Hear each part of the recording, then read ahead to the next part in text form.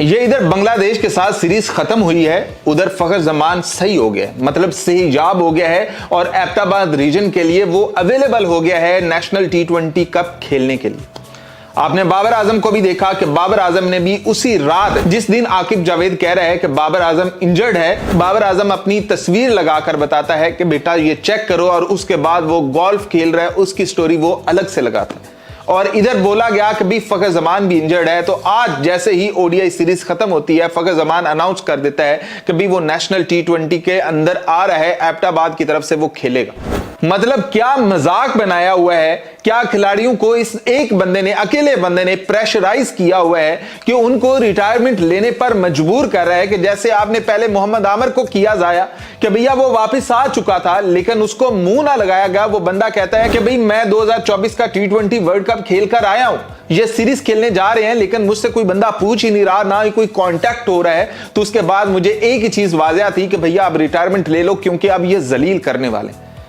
तो पहले मोहम्मद आमिर हो गया, पता नहीं कितने ही प्लेयर इसी तरह से जाया कर दिए जो कि पाकिस्तानी टीम में ना आ सके, वो दूसरे मुमालिक में जाते हैं कि वहां जाकर खेलें। आज बाबर आजम, और ये अभी जो खबर आई है कि फखर जमान बिल्कुल सेहजाब हो गया। मतलब ऐसा क्या जादू हुआ है कि जैसे ही ओडीआई सीरीज खत्म होती है वो एकदम से सेहजाब हो जाता है। और आकिब जावेद के अल्फाज हैं कि भैया वो जो T20 वर्ल्ड कप खेल रहा था ना, उसके दरमियान में ही वो इंजर्ड हो गया था। हालांकि सहाफियों ने पूछा कि सर वहां पर इतने कैमरास लगे हुए थे, हमने तो कहीं नहीं देखा कि वो लैग कर रहे हों, गिर रहे हों, इंजरी उनकी नजर आ रही हो, सिर्फ आपको ही आई है। उसके बाद वो बंदा कहता है कि हमने मेडिकल पैनल बैठाया हुआ है और वो इसकी तफ्तीश कर रहा है।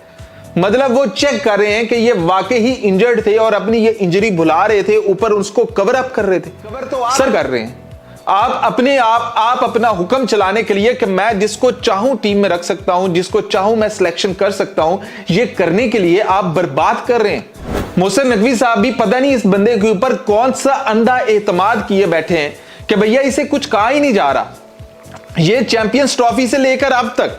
ये बंदा पाकिस्तानी टीम के साथ जुड़ा हुआ है, तब भी अकल से बाहर इसने सिलेक्शन की थी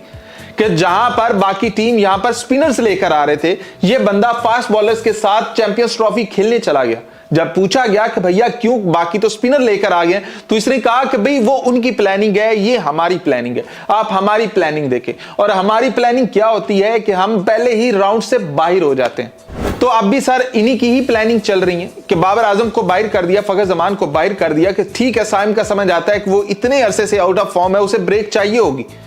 लेकिन वो ब्रेक नहीं लेता, आते ही नेशनल T20 खेलना शुरू कर देता है, वरना ये उसे भी इंजर्ड ही कहता। लेकिन जहां पर बाबर आजम है, रोका होगा, शायद उसको रोका गया होगा कि नेशनल T20 कप तूने नहीं खेलना, हमने ये तुम्हारे ऊपर जवाब बनाना है कि तुम इंजर्ड हो। लेकिन बाबर आजम की टसल इनके साथ सही साफ नजर आ रही है कि बाबर आजम जो इंस्टा स्टोरी लगाता है, और उधर दूसरी तरफ ये फखर जमान है कि यार कल रात को खत्म होती है और आज सुबह ही उसकी खबर आ जाती है कि वो एबटाबाद की तरफ से वो नेशनल T20 कप खेलेगा। तो भैया ये जलालत है, ये चीजें हैं, ये इनका मकरू चेहरा है जो कि बर्बाद कर रहा है हमारी क्रिकेट को।